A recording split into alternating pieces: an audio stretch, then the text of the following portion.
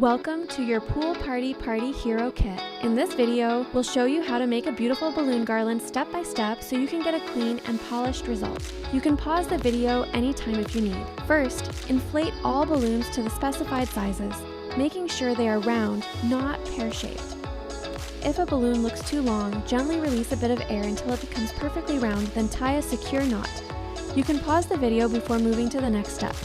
Next, tie 12-inch and 10-inch balloons in pairs by knotting their ends, and form clusters of 6 or 4 from each color by twisting the ends of the tied pairs together. You can pause the video before moving to the next step. Then, tie 5-inch balloons in pairs by knotting their ends and form clusters of 4 from each color by twisting the ends together. Join 2 clusters using uninflated 260 balloons. You should have 2 joined clusters of 4.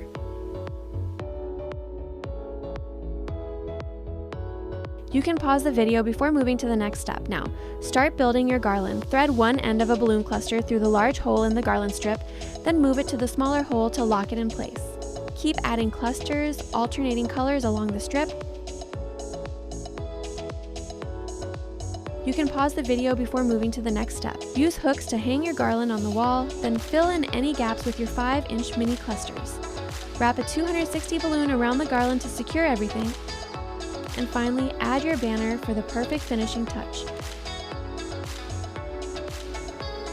You don't have to hang your garland just on hooks. You can also use a stand, turn it into a balloon arch, or style it however works best for your setup. And that's it. In the next video, we'll show you how to properly inflate foil balloons and attach them to your balloon garland.